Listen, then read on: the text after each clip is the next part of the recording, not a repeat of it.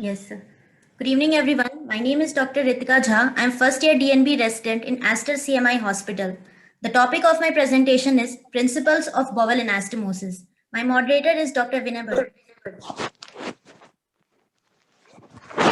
We will be discussing introduction, contraindications to bowel anastomosis, physiology of bowel anastomosis healing, factors affecting healing, techniques of bowel anastomosis, and complications of bowel anastomosis.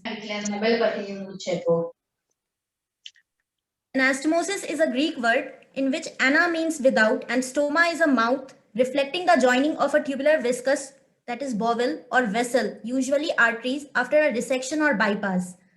Lambert introduced seromuscular suture technique for bowel anastomosis in 1826. Kocher's method is a two-layer anastomosis method in which first a continuous all-layer suture using catgut, then an inverting continuous or interrupted seromuscular layer suture using silk is put. Halsted, he introduced one-layer extramucosal closure technique.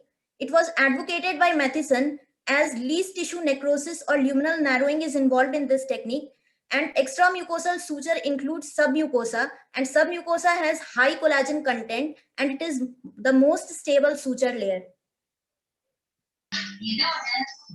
Contraindications, relative or absolute contraindications. Preoperatively, if there is bowel obstruction, if the albumin levels are low, if there is a history of previous radiation, chemotherapy. Ritika, sorry, Ritika, requesting Dr. Mario to put his audio off, please. Yeah, okay. Ritika, please continue. Yes.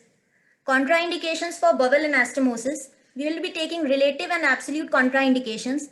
Preoperatively, if patient is having bowel obstruction, if the albumin levels are low, if he is exposed to radiation before, if any history of chemotherapy is there, intraoperatively, if dilated or edematous bowel loops are there, if fecal contamination is there, and if patient is having hypotension, then these are few contraindications for bowel anastomosis.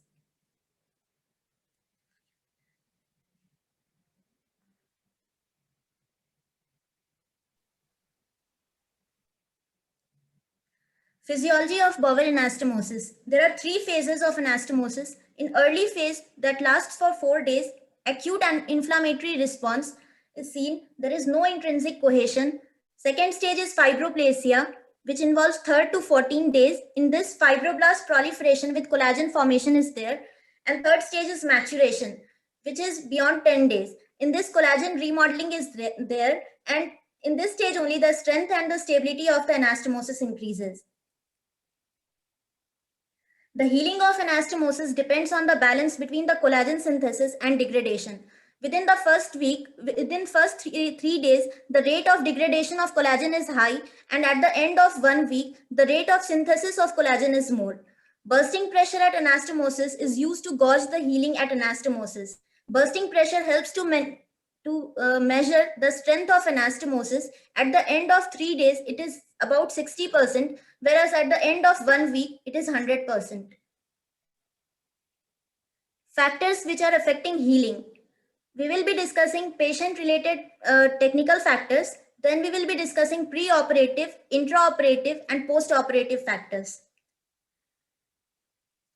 Factors which are affecting healing, the patient-related factors are positive factors which have a good effect on the healing of anastomosis are good nutritional status of patient, hemodynamic stability of the patient. If bowel is healthy and if good microvasculature is there, then these are the positive factors and they help in healing of the bowel. Negative factors, if patient is taking high dose of steroids, if he is immunocompromised, if age is more, if old age is there, if patient is having hemoglobin levels less than 11, if he is having uremia, if he is suffering from diabetes, if he is having habits of smoking, alcohol, and if high risk site of anastomosis like low colorectal anastomosis is there, if pre-operative he has been exposed to radiotherapy or chemotherapy, and male sex because the size of the pelvis is narrower in males, and so the exposure will be less during the surgery. Convenience will be less. Technical factors, positive factors, accurate tension-free seromuscular apposition, appropriate suture which is used, inverting edges, adequate resection margins, negotiating caliber, avoidance of tissue damage by clamps, no distal obstruction, and closure of mesenteric window. The negative factors are if there is any fecal contamination, if hematoma formation are there, then these are the negative factors.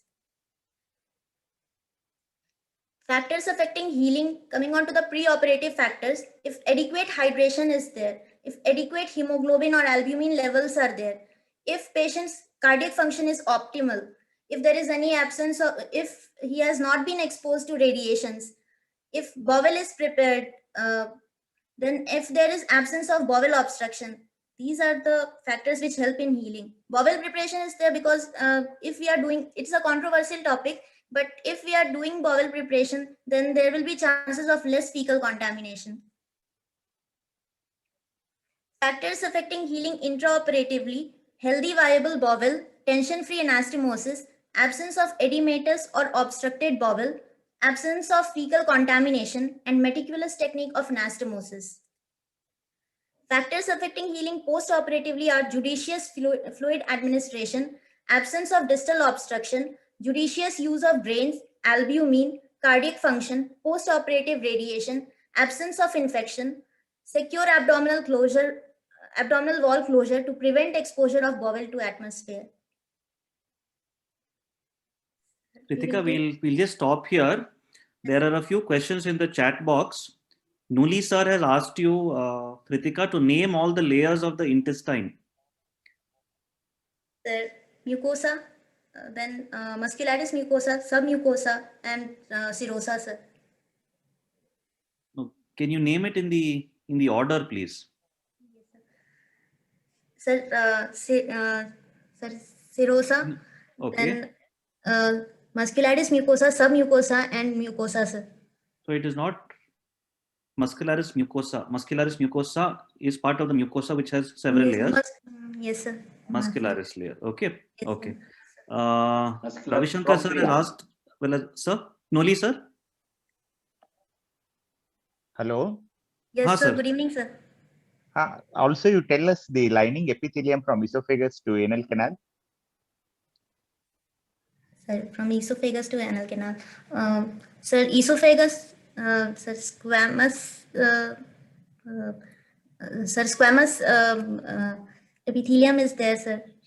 Then stomach, sir, intestines, it will be columnar, sir.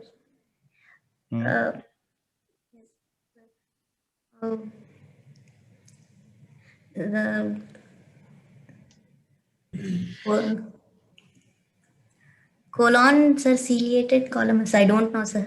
I'm not sure, sir. Postgraduate? Tell.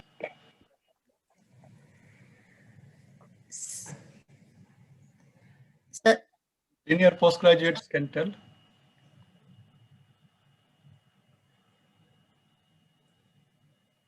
Kritika. Yes, sir. You should know all these things because it is Yes, a basic anastomosis. See, it is basic. Now, sir was telling you the muscle layers, muscular, different. You know any muscles there? Name the muscles of intestine if I ask you.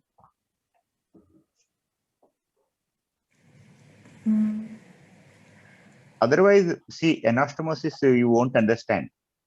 Yes, sir. Which is the strongest layer in the bowel? Mucosa. Okay, Vinay, yes, you sir. take over. The next question is from Ravi Shankar sir. Yes, sir. I think to add peritonitis and anastomotic leak to the contra indications to anastomosis. Yes, sir. Noli sir has asked a question, how is obstruction a contra indication? Do you want to answer that? So one of the slides that you had mentioned was relative and absolute contra indication to doing a bowel anastomosis. Yes, sir. You had mentioned obstruction. Sir, I'll try, sir. Just go back to that. Just go back to that slide. Second or third slide, it was there. Before sir, this. I will try, sir. Once. Before this. Sir, yes. Before. before it. Yes. Yes. Yes. This No, one. sir. No? Just go before this, please. Before the physiology. Yeah, here. Sir, if obstruction is there, even if we are doing anastomosis, then sir, generally if distally obstruction is there, then peristalsis will be there. So the pressure will be more on the anastomotic area, sir. And so there will be tension more and the chances of dehiscence will be more, sir. So We what you don't- will do, Ritika, if there is obstruction, okay? Yes, sir. Obstruction is due to think that there is a say 5 to 6 inches gangrene is there, okay? Yes, sir. That has caused the obstruction. You will remove that gangrene segment and you have to anastomose, no? Yes, sir. Or any other option you have? Since it is obstruction, you don't want to anastomose? Sir, we can According to try. you, it is a contraindication, no? Yes, sir. So Sir, you I open don't. the abdomen, there is an obstruction element you have to do, you are supposed to remove it, okay? Yes, sir. Then obstruction, how it will be contraindication? Yes, sir. So if there is obstruction, will you anastomose or don't anastomose? Sir, Or will you do something else? Sir. That's what Dr. Modi is asking. Ritika, so what happens in obstruction? What is the caliber of the bowel proximal the to the site of? Giatal. Yes, sir. No. So that we'll come to later. What you're mentioning about chittle, but Yes, sir. to answer Sir's question, that so obstruction could be a relative contraindication and it is not an absolute contraindication. So when Yes. somebody has obstruction, the proximal bowel may be dilated. So in Yes, sir. trying to anastomose a dilated bowel to a undilated bowel, you may encounter problems. So Yes, sir. after relieving the obstruction, if the Yes, sir. bowel is healthy, viable, non-edematous, and is of almost the same caliber as the distal bowel, then you can do an anastomosis. Yes, So this sir. is not an absolute contraindication. It's a relative contraindication. So Yes, if sir. your other parameters are all normal, you can go ahead with an anastomosis. Yes, sir. But if your other parameters are not normal, you might want to err on the side of caution and do something else. So what are the Yes, sir. other options that you have? Sir, If you don't- stoma formation, sir. Okay, okay, good. Ritika, Yes, sir. there is a obstruction cause is outside the wall, inside the wall, in the Yes, wall. sir. So can Yes, you give sir. me one example of that? Outside the wall, one cause for obstruction, Sir, in the wall adhesion, and sir. inside Yes. the lumen. Okay, tell. Sir, outside the wall adhesion, sir. Okay, They in the can wall, cause. In the wall, if any worm infestation is there, sir. No, that is not inside. that is inside, in the wall. The wall. In Sir, the wall, sir. those things will go during bowel obstruction, sir. Yeah. Okay, I okay. think it will Thank not be finished otherwise. But in this, I Yeah. just want to ask two more things. One is Vinay. This sir. one is the anastomotic tension. Sir. No. Other Yes, one sir. is vascularity. Yes, sir. These two things have to come in the intraoperative. No. Yes, sir. So, Tension Ritika, in can the- you just go to your next She has slide? mentioned. She has mentioned it, sir. She has mentioned it. Mentioned? Yeah. Can you just go to your that intraoperative factors? Yeah. So healthy, viable bowel, tension-free anastomosis, sir. Right. Viable would be Vascular. vascularity. Yeah, I think the appropriate term may have been A good vascularized vascular. for this one. Yeah. Okay.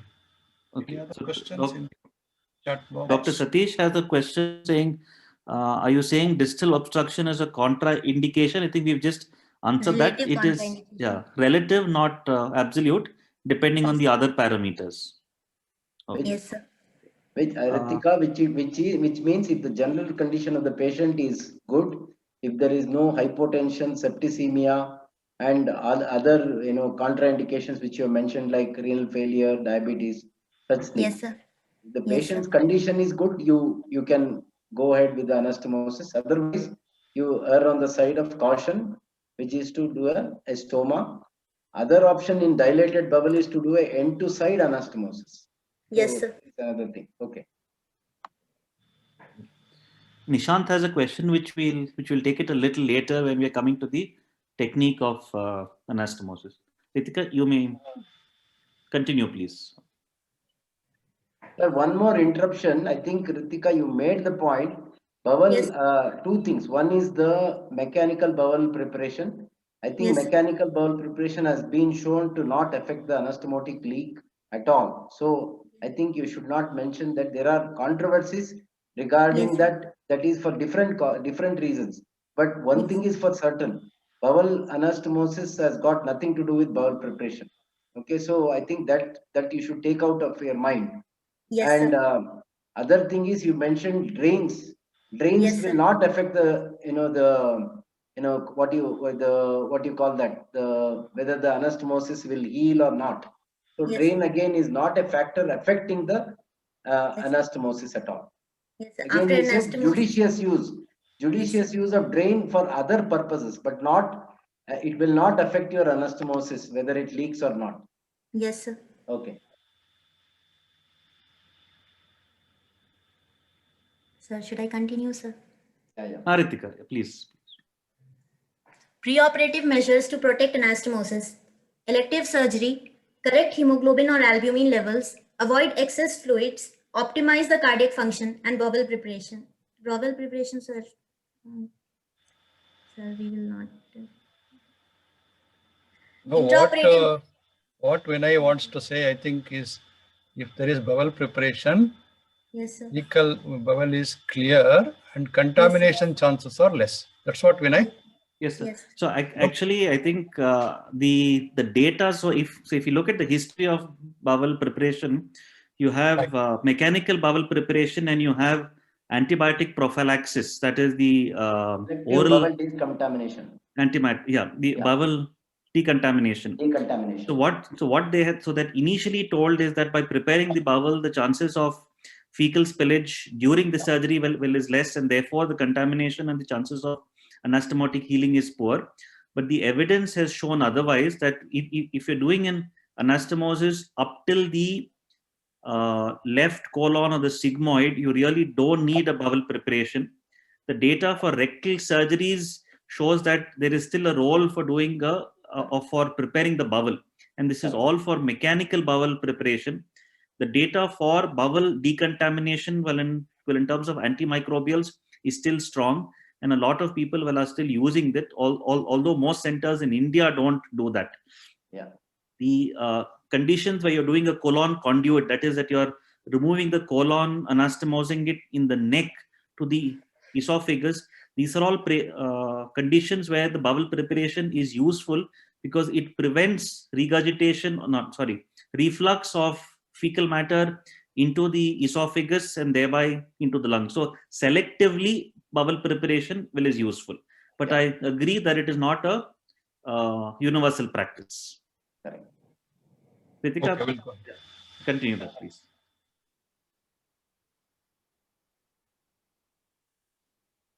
The intraoperative measures to protect the anastomosis. Meticulous handling of the bowel. Avoid excess use of cautery or energy resources at the bowel margins. Tension-free, it should be tension-free. We should mobilize the mesentery and create mesenteric windows. We should avoid using traumatic clamps at the bowel margins. Use of indocyanine green to assess vascularity. Use of diversion or covering stoma. Use of glues. Intraoperative endoscopy or leak tests should be used, and transanastomotic tubes should be used. Ritika, can you just go back? I think this is an important slide for the postgraduates. Would you be able to explain this in a little more in detail, each of these points? Yes. So meticulous handling of bowel. Sir, the ends of the bowel should be held with sutures, sir. We should not use clamps, and the approximation should be good for anastomosis. Then avoid excess use of cautery or energy sources at bowel margins because chances of ischemia and infections will increase, sir. Okay, good. Tension free. It should be tension free. as if we are mobilizing mesentery and creating mesenteric windows, then so it will reduce the tension, sir, and anastomosis will be better between the two bowel ends, sir. Okay. So I think you have some pictures there, no? Yes, Would you sir. be able to show those pictures? Yes, sir.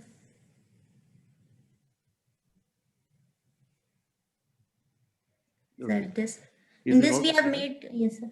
Okay, then can you just go back? Then we'll come to this later. Can you just go back, please? Okay. So see, basically these points are techniques that surgeons can use in order to have a healthy and a good anastomosis. So the first is meticulous handling of bowel. Now this would mean avoiding excess traction. One of the things that we find is that when we're doing a surgery, we sometimes put all the bowel outside the abdomen, and by weight of the bowel or the bowel contents, there can be some sort of ischemia that is there, usually venous rather than arterial. When you have a dry bowel and you are roughly handling it, there could be serosal injuries, which would again cause problems, because although serosa is not the strongest layer, you also need to have a good serosal approximation. Avoid excess use of cautery or energy sources for the bowel margin. A lot of us now use electrocautery to open the bowel, sometimes even harmonic or ligashore. Traditionally, it was advised either to use a cold scalpel or a scissors to cut the bowel in order to check the vascularity. Now, when we use cautery or energy sources, the amount of ischemia that happens is not at the edge, but for at least 3 to 7 millimeters, depending on the type of energy source that is used. And therefore, the edges of the anastomosis could become ischemic. Second, tension-free anastomosis, particularly in the small bowel or the colon, it is important to mobilize the mesentery. The mesentery is the structure of the small bowel that starts in the left upper abdomen and goes down to the right upper abdomen, but its base is only at the superior mesenteric vessels. So you can mobilize the mesentery of the retroperitoneum right to the origin of the superior mesenteric vessels and thereby get a lot of length. The same thing happens in the colon. Whether it's the splenic flexure or the hepatic flexure or the sigmoid or the rectum, if you're able to mobilize it to the base of the vessels that is supplied, you're able to get a lot of length. The second thing is that even after mobilizing the mesentery, if you're unable to get an adequate length, you can create mesenteric windows between the vessels. So by dividing the mesentery in the areas where there is no vessels, you can get up to 2 or 3 centimeters extra. And this can go a long way in avoiding the tension. The fourth thing is to avoid traumatic clamps, bowel margins. Traditionally, what we use is the atraumatic bowel clamps, but sometimes people use cockers and things like that. If there's a lack of instruments, even when you apply the bowel clamp, it should not be applied to its last, to the maximum. Apply it gently only to prevent bowel contamination. Pritika, do you know what is ICG? Do you want to tell them what is ICG? Indocyanine green, sir. We use it to assess the vascularity. Only this much I know, sir, about it. Okay. Any of the postgraduates? Do you want to comment on what is ICG?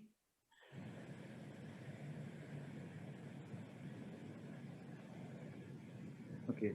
Since nobody's come for, okay. So basically ICG. Okay. Dr. Deepak says indocyanine green. Yes. But do you know the physiology or the basis behind assessing that? Okay. So ICG is a dye that is harmless. So you inject it intravascularly, that is intra-arterially, at the time of surgery, and about 30 to 45 seconds, depending on the region that you're looking at, this dye is then goes through the blood vessels. When you apply a red filter, usually laparoscopically, can be done at open surgeries also. When you apply a red filter, the dye shows as a green background, as a green color against a colorless background or a black and white background. So if you have the green color, it shows that the vascularity is good because this goes through the arterial supply, and that is how we use it, particularly in laparoscopic surgeries. So once you have divided the bowel, you inject the ICG through the artery, through a peripheral artery, wait for about 30 to 45 seconds, and you'll be able to make out the ends of the bowel turning green. And if it turns green, it is vascularized. If it doesn't turn green, remains a shade of gray, it means that the vascularity is not good, and you might want to revise the resection margin or the anastomosis. Okay. What about use of diversion stoma or a covering stoma? Kritika, do you want to elaborate that? Sir, it reduces the load over the anastomotic area, sir. So we are Correct. using a diversion or a covering stoma, sir. Okay. So in cases where you're not sure about the vascularity of the anastomosis, you're not sure about the tension, you could use a diversion or a covering stoma to temporarily protect the anastomosis. Now, this doesn't reduce the incidence of leaks, but it only reduces the incidence of the severity of the leak. Sorry, not incidence. It reduces the severity of the leak. Okay. Nishant had a question. How is the role of ICG different in hepatobiliary surgery as in principle? Principle wise, well, it is the same. In HPB surgery, you would either give it orally, in which case that you need to give it the previous night or at least 2-3 hours earlier. So then it goes through the gut, absorbed, goes into the liver, well, and then into the bile. So the method of administration of the ICG well is different depending on the need for the assessment. So you could give it orally, you could give it IV. If you have a nasobiliary drain, you could give it through the drain itself. Okay, Ritika, what about intraoperative endoscopy or leak test? Have you seen how it is done, and could you just describe it, at least the leak test? Sir, if we are doing a the gastrojejunostomy operations or anything, sir, then we are putting nasogastric tube, and in bowel we are putting saline, sir. If bubbles are seen in the fluid area, sir, then leak is there, sir. I'm not sure, sir. Okay. Any of the postgraduates want to make a try as to what is the leak test? How do you do it?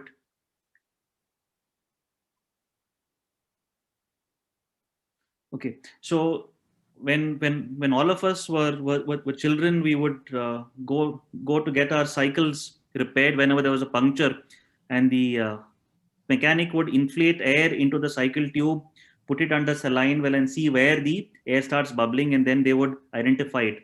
So the principle is very similar. You submerge the segment of intestine or anastomosis or bubble that you want to check under saline, instill air into the anastomotic site or the bowel, either with the help of a tube from above or below.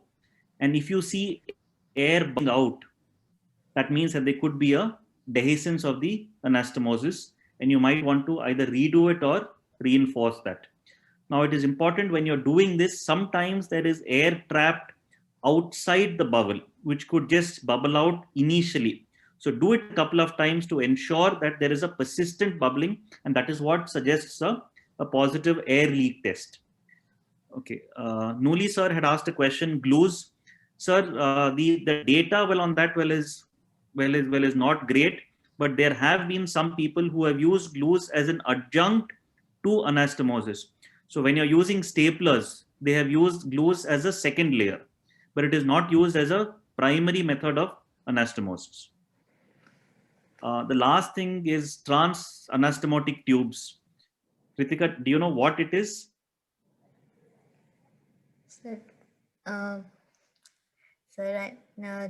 so during gastrojejunostomy only, sir, we are putting the NG tube and we are putting it to the jejunum, sir. So that is only, sir. I don't know, sir. Okay, not sure, sir. Okay, so trans-anastomotic tubes is something that I only read about. I have not seen. Some of the senior surgeons here might have had experience with it. So it is basically used as a method of scaffolding the anastomosis to prevent the tension on the anastomosis to allow the contents to go through the tube or around the tube so as to prevent it. The most common place where we use it now is in the biliary system. So when you're doing an hepatico-jejunostomy, we sometimes use either a T-tube or a infant feeding tube or something across the hepatico-jejunostomy, either exteriorize it or keep it in the lumen, and this acts as it. The other is a stent for a pancreatico-jejunostomy. These are the only two places where I've used it. For the bowel, no. Maybe some of the senior surgeons might have some experience with that. Sir? Oh, Shriram, Vinay, sir?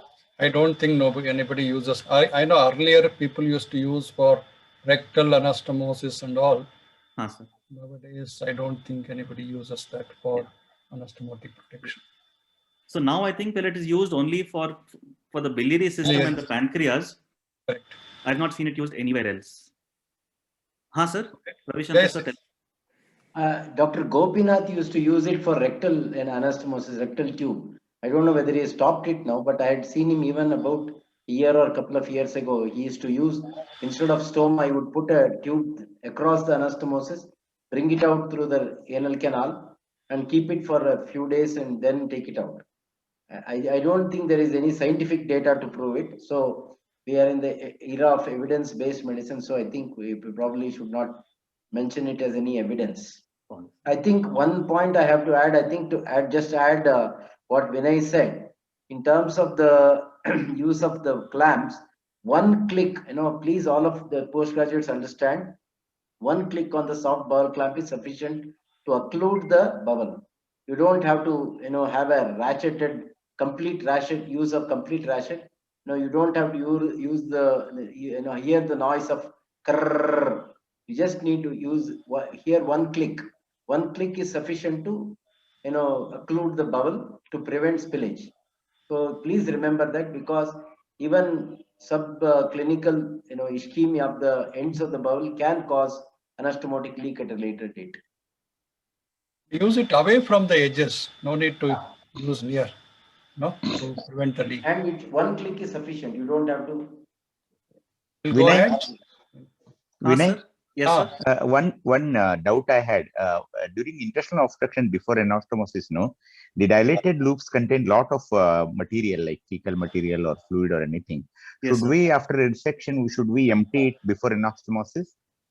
Yes, sir. So ideally, yes, because most of the time these patients have liquid contents, which has a theoretically higher chance of a leak. So if it is a proximal anastomosis, well, it is better to milk the contents into the stomach and then aspirate it through a indwelling Thryll's tube. If it is a distal anastomosis, one option is to push it into the colon, thereon into the rectum and outside, or you bring it out outside the body. So this is what we follow. I'm not sure. We had some pictures. Kritika, do you have a picture of that?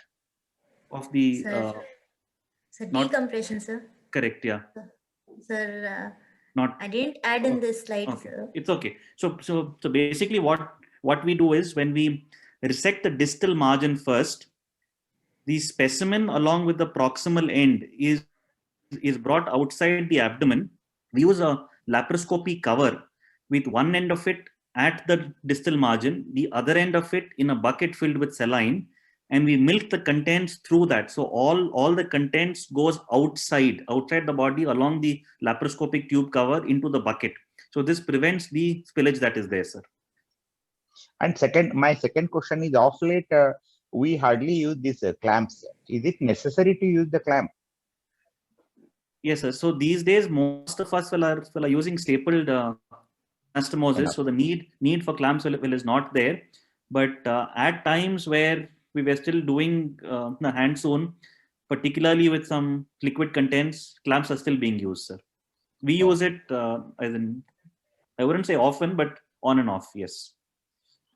Vinay, can I just come in? There is a intraoperative enclosed system is in obstructed cancers, for example, cancers of the left colon, where there is significant bowel obstruction, but you don't want to do resection, you don't want to do a subtotal colectomy.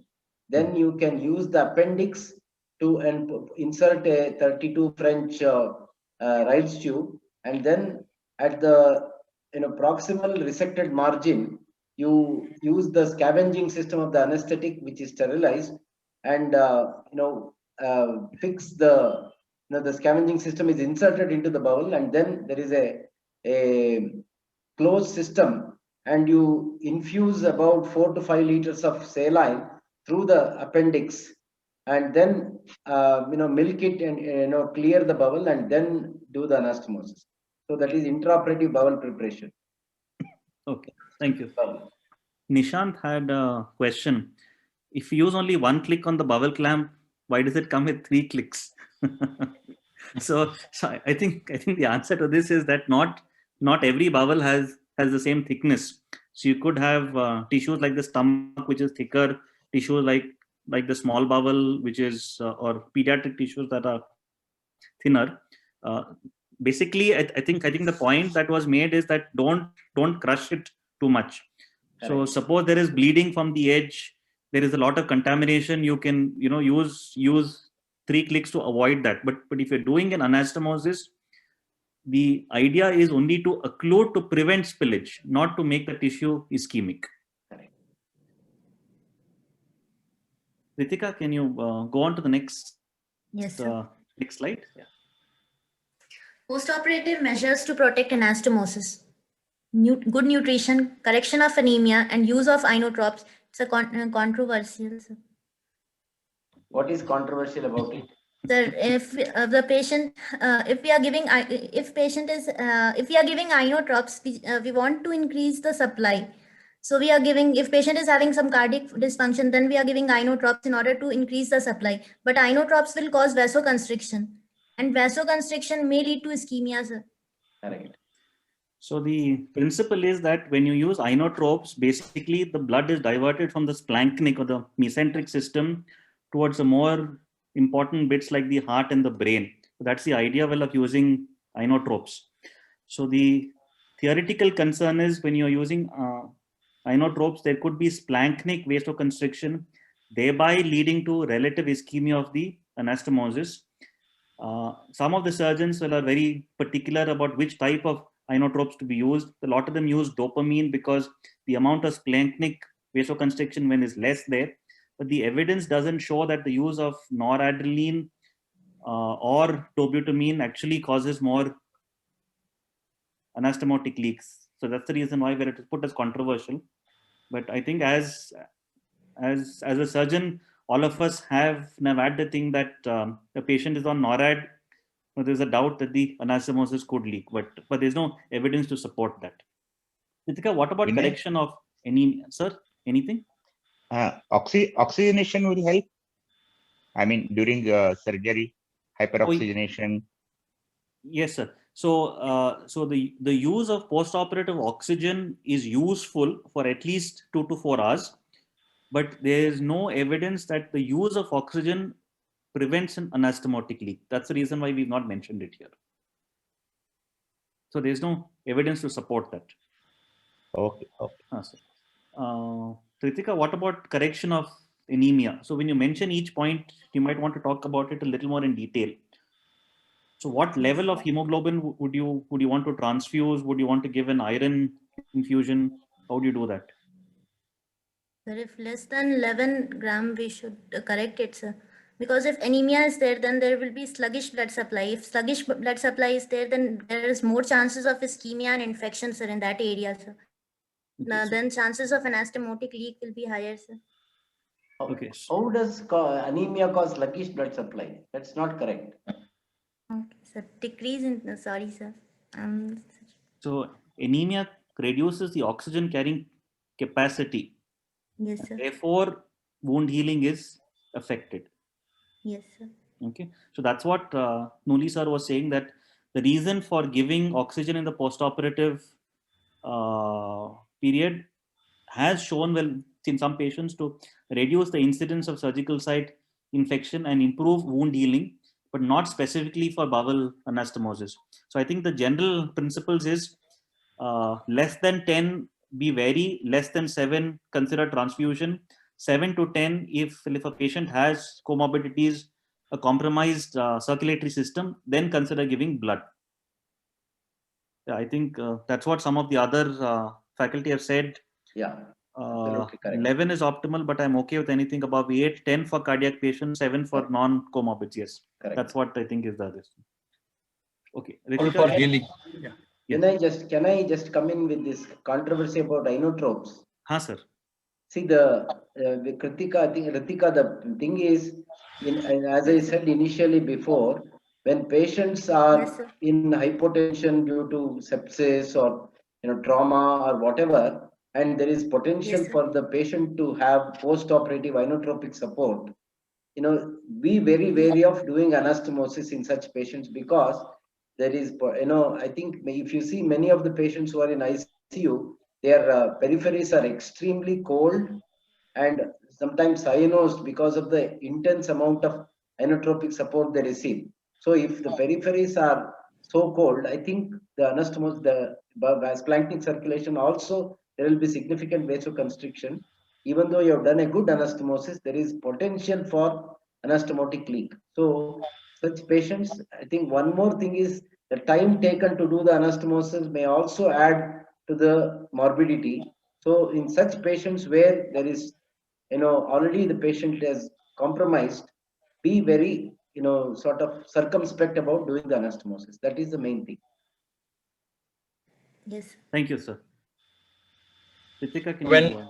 When in doubt, divert. Is it Ravi Shankar? Correct. Absolutely. Okay, go ahead. Yes, sir. So techniques of bowel anastomosis. Based on orientation, we can go for end-to-end, side-to-side, and end-to-side anastomosis. Based on technique, it can be hand-sewn techniques or stapling techniques. Depending on the number of layers, it can be single layer or double layers. If the bowel loops are of similar diameter, we go for end-to-end anastomosis.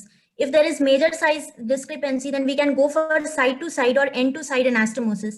If size discrepancy is not well marked, a chiatal split can be done, in which we make a cut into the antimesenteric border, and it helps to enlarge the lumen of the distal loop of bowel, sir, and collapsed bowel, and allow an end-to-end anastomosis to be fashioned, sir. Sir, in these photos, first one is the end to end, the other one is end to side, and the third one is side to side anastomosis, sir. So end to end single layer anastomosis. In this, we use absorbable sutures. It is interrupted, seromuscular, and we use a Lambert stitch in this. End to end double layer, all layer continuous inner suture undertaken with double-ended suture to keep anastomosis even, going from middle posteriorly to a lateral edge on each side. Double-ended suture is tied in the middle on anti-mesenteric side. So in this, I have shown that first Ritika, a I point. think, Ritika, there is a very significant mistake you made. It is not Yes, sir. seromuscular, sub-seromuscular. Okay. So Yes, it is sir. not seromuscular. It has to be you have to use the submucosa. As you have said yourself, submucosa Yes, is the strongest layer of the bowel wall, and you Yes, have sir. to use the submucosa. It was Halsted who showed that the submucosa is the strongest layer in the bowel. So Yes, if you sir. are doing single layer end-to-end interrupted, you have to use what is called as a sub-seromuscular. Not, you have put it correctly, but you read it wrong. Yes, sir. Okay. Ravi Shankar. Yeah. No, is it zero submucosa or you said sub-zero mucosa? It is called sub-seromuscular suture. So sub-zero, the submucosa is used. So Yeah, it is and called zero. as sub-seromuscular I think suture. it's zero submucosa. Submucosa. I believe it is zero submucosa. Correct. Yeah. Yeah. Zero submucosa. Yeah. Yes. Right. Continue. So in this, I have showed a point of transaction is selected sufficiently distal from the diseased portion. So, and in the immediate vicinity of a healthy vascular arcade, we have made the point of transaction. The peritoneum of the mesentery is opened with a scalpel, not transecting the underlying blood vessels. In first photo I have shown. In second photo, we have shown that we have made a V-shaped incision in the mesentery. The small vessels which are crossing the line of transection are clamped and tied in this. Sir, same I have shown in first photo, sir. We have made a V-shaped incision in the mesentery, sir, and the small vessels which were crossing the line of transections, we have ligated them, sir. Ritika, so here I think this is a point for the postgraduates, that when you are starting off, well, it is good to use the light on the opposite side, particularly in patients with a thin mesentery, to visualize the vessels properly so that you're able to ligate them correctly and make sure that the ends of each anastomosis or bowel is vascularized. The other thing that I think that is being demonstrated here is that the stapler or the stitches that is used should be at a tangent and not vertical to that. So if you go back to the previous slide, so when you divide the bowel, it is also from the base going outwards at a tangent, well, and not perpendicular to the mesentery. So this is important to avoid ischemia of the anti-mesenteric side of the bowel. Ritika, you can go on. Yes, sir. In second photo, we have showed, in second picture, we have showed the oblique transection of bowels, as explained. Yeah. So the line of a transection in bowel is oblique, as it helps as in this, as if it is it is resected perpendicularly, then the anti-mesenteric border will get ischemic, and as the vascular arcade supplying the resected bowel will get transected, sir. Then, sir, I was explaining that the inner layer we will take continuous sutures. Then for the outer layer, sir, in a double layer technique, the anastomosis is inverted using seromuscular anterior continuous Lambert sutures are put, sir. Sir, advantage of single layer is that the less luminal narrowing is there, rapid vascularization is there, and mucosal healing is better, and the strength of anastomosis is also more, sir. Double layer is preferred if there is edematous or friable tissue. The tissue is if it is under tension. If it is lying in highly vascular areas like in stomach. The disadvantage of double layer technique is that microscopic area of necrosis and sloughing in inner layer is there due to strangulation. The side to side anastomosis advantage is that there is no interruption of blood supply in side-to-side anastomosis, and it can be used in size discrepancy. The disadvantage is that more suture lines will get involved, and degree of stasis is more, and bacterial overload will be more in this. So the critical concepts for side-to-side anastomosis is that it is a non-tension method. GIA staplers are used in this. We align the anti-mesenteric sides of bowel together, and staggered staple lines are formed in this. So for GIA staplers, we use 2 detachable limbs, and we put it in each bowel loop, sir, and then we fire it, and two rows of staples are formed with division of the septum in between, sir. Sir, same I have shown in this, sir. First 2 bowel loops we have taken, sir. Size discrepancy was there, so we have taken for side-to-side anastomosis. Then, sir, we have used GIA staplers. And then, sir, we have inserted the 2 detachable limbs, and then we have fired it, and then, sir, side-to-side anastomosis is there. Sir, side-to-side anastomosis, the advantage is that there is less chances of stricture formation is there in this. Sir, hand-sewn techniques, a position of bowel edges should be accurate. Suture bites should be 3 to 5 millimeter deep and 3 to 5 millimeter apart, depending on the thickness of the bowel wall. Suture materials used are of 2030 size, absorbable polymer which is braided like polygalactin, monofilament like polydioxazanone can be used. Atraumatic round-bodied needle should be used. After anastomosis, mesentery should be closed in order to avoid the later risk of internal hernia through a persistent mesenteric defect. Stapling technique. Intestinal staplers which we are using are transverse anastomotic staplers, in which 2 rows for single transverse anastomosis we are using, sir, and it is used for closing the bowel ends. GIA staplers already explained, sir, and circular or end-to-end anastomosis CEA staplers we are using it for low anterior resection, sir. Sir. Ritika, we'll just stop there. Some questions are there. sir. Ramakrishna sir said that we are using all the layers, yes, including the mucosa. Nuli sir asked, what is Connell's method of suturing? Ritika, do you want to tell them? Sir, I read it, sir, but I was not sure about it, sir. I was not confident, sir. Can you at least tell where is it used? Which part of the GI Sir, system? in this mucosa is also involved, sir. Which anastomosis is traditionally done using Connell's method? Hands-on. Sir, not sure, sir.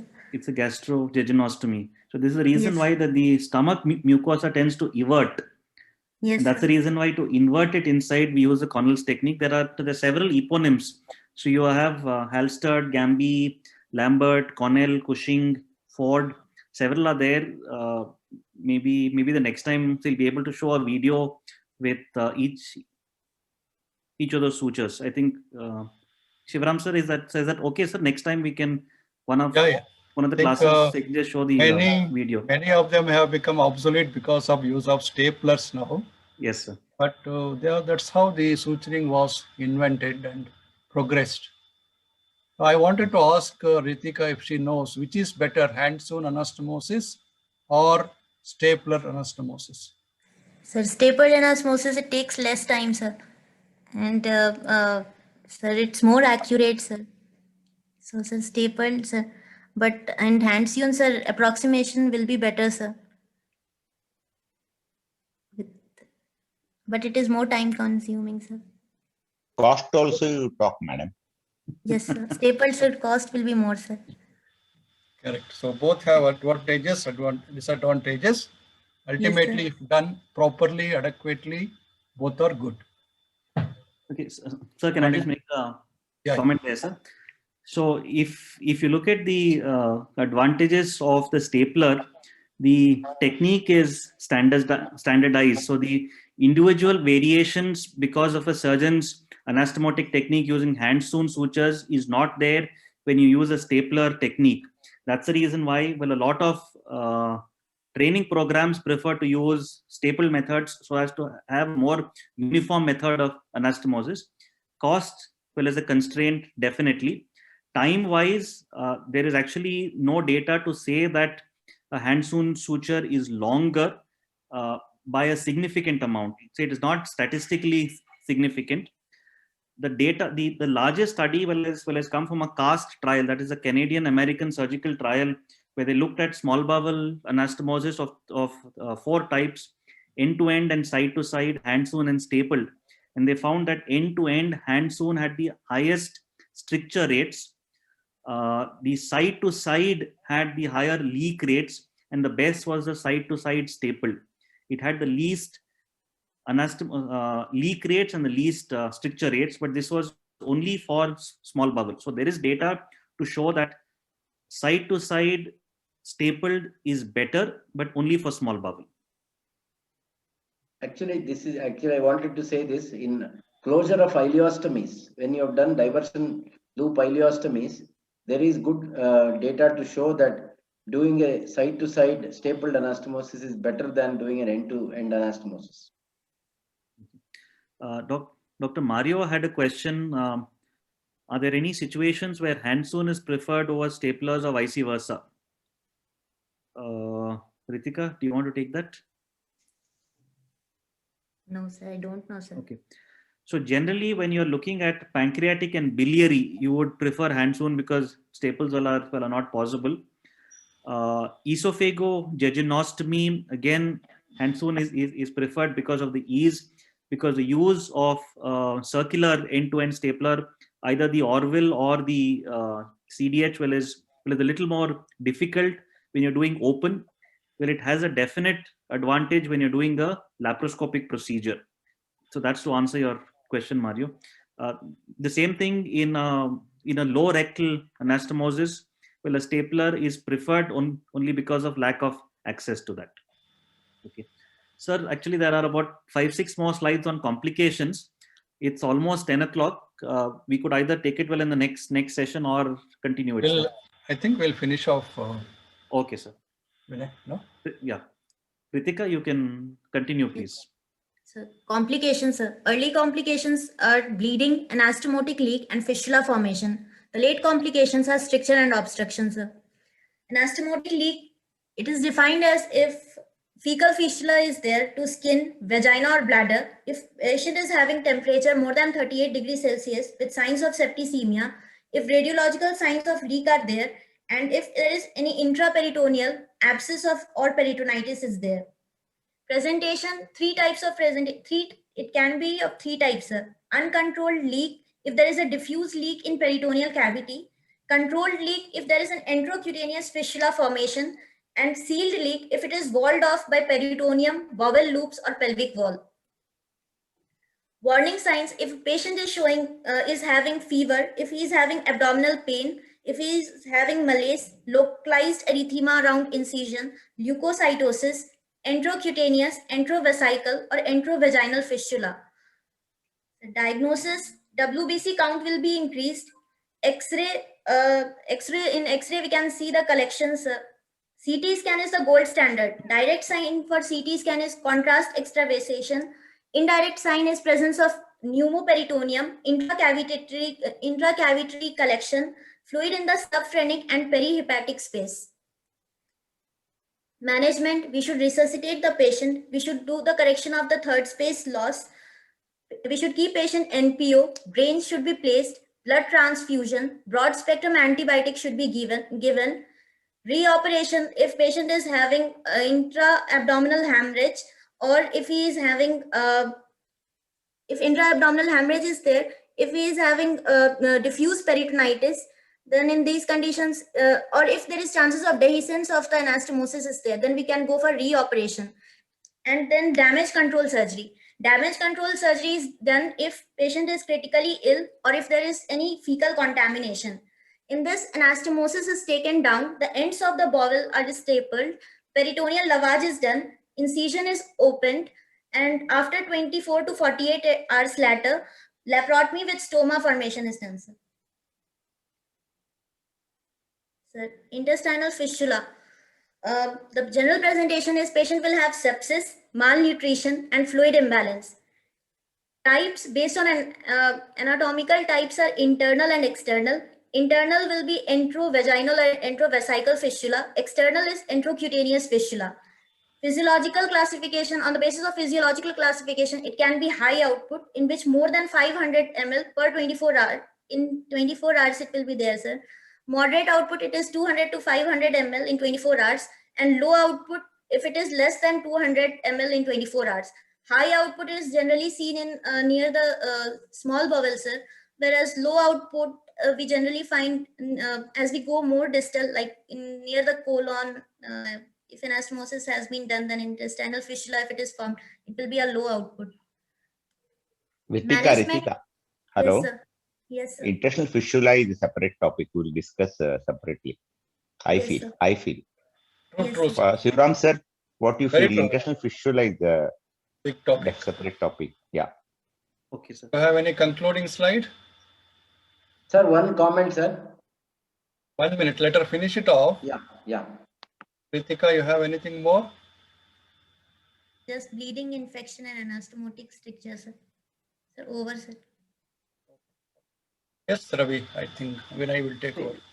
Yeah, Vinay, can I come in with Sure, one sir. point? Sure. Yeah. See, Ritika, you said that the CT scan is the gold standard. I think clinical assessment of the patient is the gold standard. CT Yes, sir. scan, detects anastomotic leak about 48, 72, or even 4 days after a clinically evident anastomotic leak is there. So, I think, of course, CT scan should be judiciously used, but clinical assessment of the patient is more important. Yes, sir. Yes, I think that's right. That a good history examination, maybe getting another colleague to see the patient, and a very low threshold for suspecting an anastomotic leak is important. Nishant had a question: how is pneumoperitoneum reliable? Nishant, so when usually by day 3, day 4, most of the carbon dioxide, so when you're talking about laparoscopic surgeries, is absorbed. So it doesn't stay there. Even if it is there, it might just be small specks in the interbowel area. If it's an open surgery also, they may just be small specks. When there is an air fluid level or there's a large amount of pneumoperitoneum, that is when that we would look at a leak. So when you're looking at a bowel leak, particularly in the small bowel or proximally, there is going to be a lot more air as compared to a post-operative air in the abdomen. Ritika, you stop sharing. Nishant sir. also, sir, Nishant also made a comment about use of bowel preparation in laparoscopic surgery. But Nishant, I think the enhanced recovery program does not include bowel preparation as standard. So, and when the enhanced recovery program is used across the board, whether it is open or general or laparoscopic surgery, so it doesn't make any difference whether you use bowel preparation or not. I don't think it matters much. Apart from what Vinay said, in low rectal anastomosis, I think still there is role for mechanical bowel preparation because of the fecal column that persists despite giving a loop ileostomy in such patients. So the fecal column will promote and fester the sepsis. So that is why there is this controversy. And now I think for low rectal anastomosis, you do use bowel preparation before. I think what Nishant was hinting as that handling of the bowel is easier if there is preparation. That's what, Nishant, laparoscopically? Yes, sir. Right. But evidence is little other way. Shivaram, Okay, sir. sir. Anything else? Yeah. Really, sir. These students are given any workshops, sir, to suturing techniques in some lab or something like that? They have course everything, especially in Bangalore. There is a training center for the suturing anastomosis technique, everything. And also every year at the Bangalore Surgical Society, there is a workshop, one-day workshop goes on. Bangalore Medical College has a training center, sir, for this.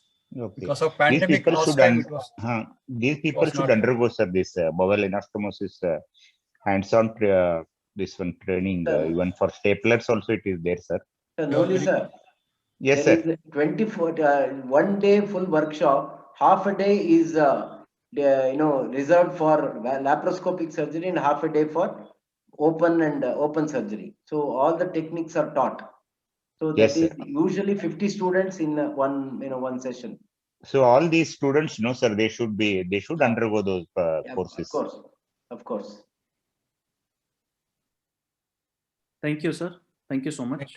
Any other questions? So again, I want to emphasize that this is a very, very important topic, bowel anastomosis.